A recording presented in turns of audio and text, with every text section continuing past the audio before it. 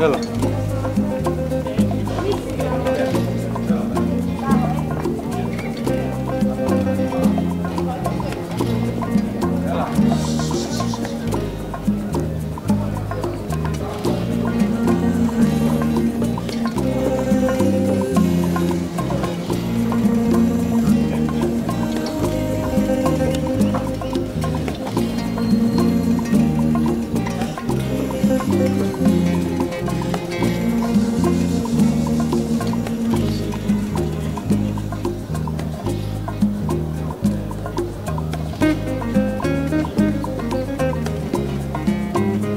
Κάποια ξένη έριξε τροφή εδώ και χορτάτα τώρα.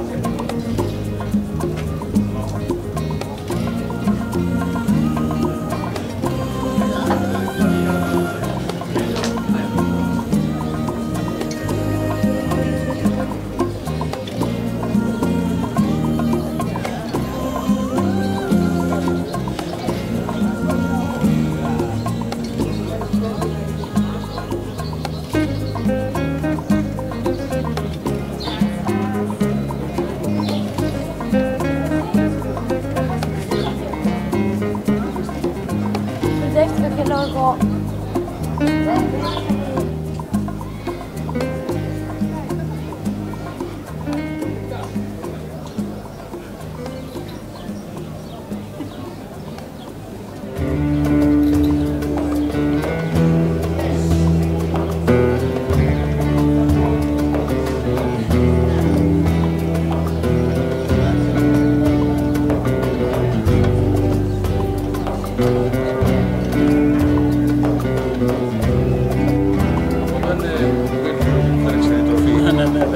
Είναι φίλος στο Βέλγιο και μου έφερε, αγαπάει πάρα πολύ τα ζώα και μου έφερε ξένη τροφή με μια κυρία που έδωσε ένα δεκάρικο για να πάρω τροφές για ένα παιδιά, Ολλανδία. Γράφτε και αυτό, για εγώ λεπτά δεν παίρνω, αλλά για να το δεις. Ξένοι άνθρωποι, όχι Έλληνες, οι ξένοι πώς θα τα αγαπάνε. Βγάζουν φωτογραφίες. Ναι, εδώ θα είμαι, εγώ μέχρι 10 η ώρα πάω να πιω. Ναι, ευχαριστώ πάρα πολύ. Ναι, ευχαριστώ. Ευχαριστώ πολύ, καλά να περάσετε. Κοίτα πόσοι ξένοι τραβάνε φωτογραφίες. Το επάγγελμα που έκανα δεν συνδυάζεται οικογένεια και ναυτικός. Δεν το ήθελα. Οπότε έφτασε σε μια ηλικία 55 ετών. Ήταν δύσκολο βέβαια να κάνεις οικογένεια στα 55 σου. Και κατέληξα εκεί που είμαστε και που θα καταλήξουμε. Παράπονα από τους ντόπιους ότι δεν τα προσέχουν, με κυνηγάνε, πάρτε από εδώ, φύγε από εδώ, πάρε από εκεί και πού να τα πάω. Πού να τα πάω. Και αναγκάζομαι να τσακώνομαι και να χαλάω τη ψυχική μου διάθεση, οπότε τι να κάνω. Μέχρι και καταντήσαμε να παίρνουμε και καταθλιπτικά και αντιαχολικά από τα νεύρα μου, γιατί όλο τσακώνομαι συνέχεια. Όταν βλέπω ότι ζώο, ας πούμε, φεύγει από τη ζωή, στεναχωριέμαι πάρα πολύ. Είμαι και ευαίσθητος, έτσι έχω γεννηθεί, ο άνθρωπος γεννιέται, δεν γίνεται. Παρόλο που τράβηξα σαν ναυτικός πάρα πολλά, έφυγα από 15 χρονών από την ΚΟ. Αγαπάω βέβαια όλα τα ζώα, ακόμα ότι δεν ψαρεύω γιατί λυπάμαι το ψάρι που θα σπαρταράει. Γενικά δεν σκοτώνω την κατσαρίδα γιατί λυπάμαι, είναι πλάσμα, έχει τη ζωή του κι αυτό. Βρέθηκε κι αυτό να ζήσει, έσχετο αν το κυνηγάει κάποιο άλλο να τον πατήσει, το ζώο, καταλαβαίνεις τι εννοώ. Τι να κάνουμε, εγώ πάντως δεν το σκοτώνω. Γιατί από παιδί, ας πούμε, δεν είχα συνηθίσει ούτε να ψαρεύω ούτε να σκοτώνω πουλάκια. Έφυγα στα 15 μου, ταξίδευα, πέλαγος, μετά στα λιμάνια Βγαίναμε έξω, νύχτα, κάναμε άλλη ζωή και ξανά πάλι ένα μήνα ταξίδι, 20 μέρες ταξίδι και δεν είχα ζήσει, ας πούμε, αυτά που βλέπω τώρα. Γι' αυτό και δέθηκα πιο πολύ. Κατάλαβες, δέθηκα πιο πολύ. Έχω και στο σπίτι καμιά κοσαριά. Αλλά ξεκινάω από ό,τι με είδες και με συνάντησες εκεί, στην Αγίανα. Αλλά πριν την Αγίανα τι γίνεται, με πόσα έχω ξεκινήσει. Δεν έχω φίλους, γιατί να έχω φίλους. Γιατί να έχω φίλους, δεν χρειάζεται. Γιατί ο φίλος θα σε πικάρει, θα σου πει παράτατα, θα σου πει κοίτα εδώ χωρίς να ζητάω σε κανένα βοήθεια και δεν θέλω. Και έτσι είμαι απομονωμένος μόνος μου. Φεύγω από το σπίτι μου 7 η ώρα, θα ξαναπάω να κοιμηθώ, σηκωθώ 5:30 πάλι να ξανακατεβώ κάτω. Δεν χρειάζεται, δεν τη θέλω τη φιλία. Δεν χρειάζεται. Γιατί ο άνθρωπος πάντα θα σε στεναχωρέσει. Θα σου πει μια κουβέντα και έτσι θα αποφεύγω.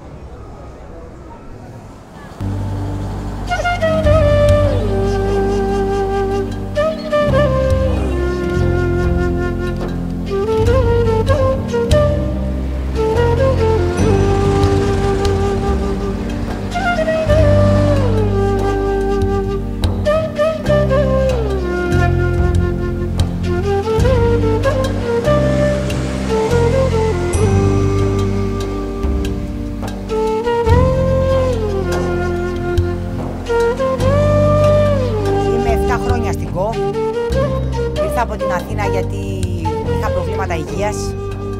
Είχα ξεκινήσει και από εκεί, ας πούμε, να έχω αδυναμία στα ζώα. Εγώ πάντα αγαπούσα τα ζώα, έτσι.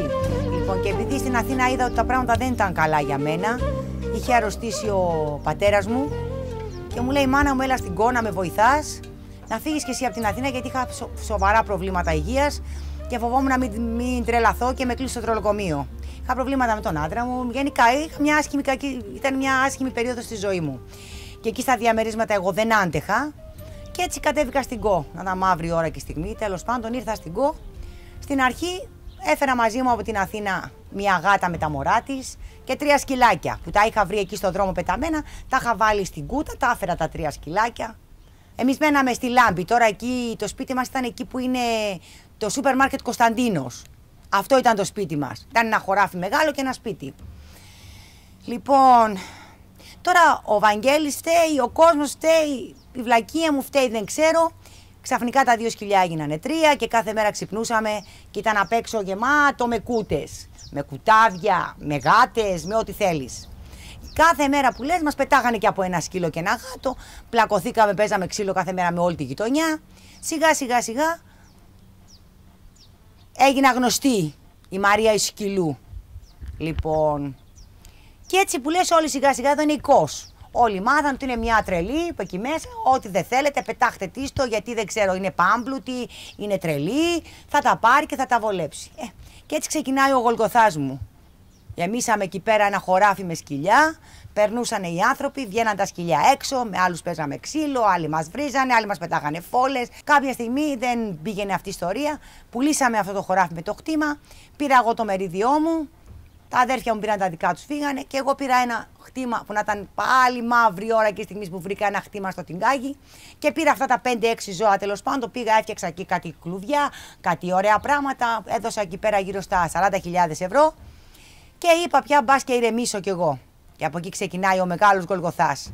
Τα ζώα τα 6 γίνανε 7 και τα 7 γίνανε 8 και τα 8 γίνανε 9 και τα 9 γίνανε 30. Και εγώ έγινα η τρελή του κόσμου. Να γυρίζω και να ταΐζω με το ποδήλατο από το Τιγκάκι μέχρι το Ψαλίδι.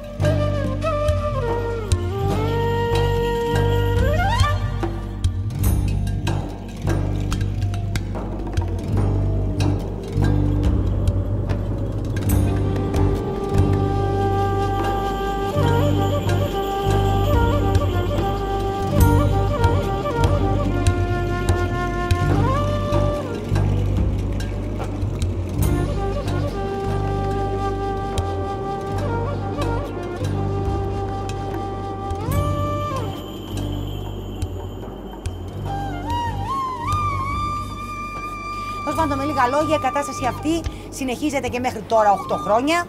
Εγώ έχω φτάσει στο σημείο πλέον να είμαι σε κατάσταση που δεν μπορώ να ελέγξω πια τη ζωή μου καθόλου. Δεν έχω διάθεση για τίποτα. Είμαι κατεστραμμένη. Απλά έχω μερικά σπίτια και καθαρίζω και επιβιώνω.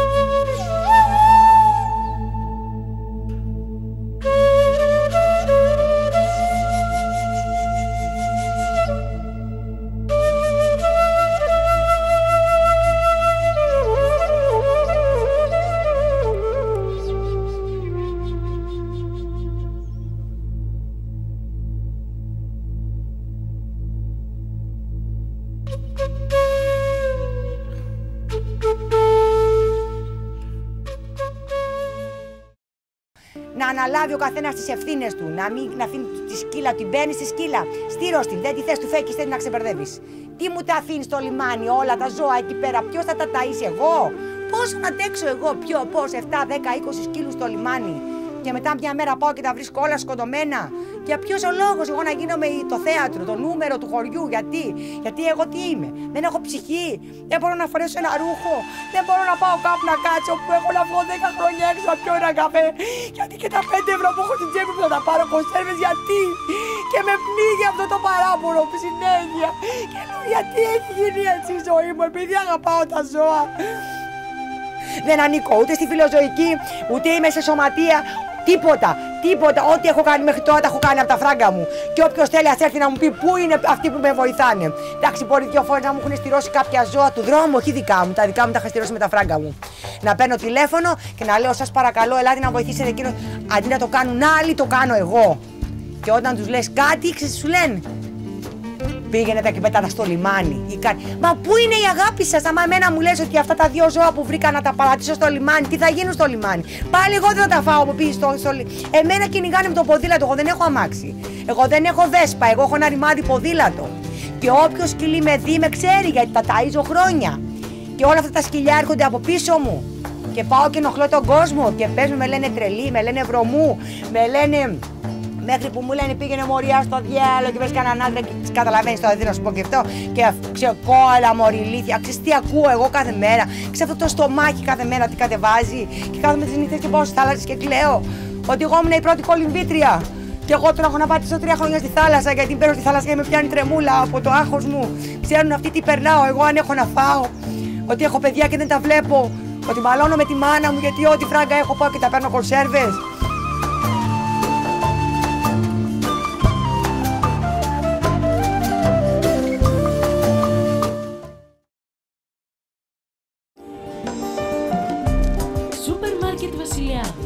Μακροχρόνια υποστήριξη στην τοπική μας παραγωγή και στην ποιότητα. Πάντα κοντά σας για καλύτερη εξυπηρέτηση και μοναδικές προσφορές.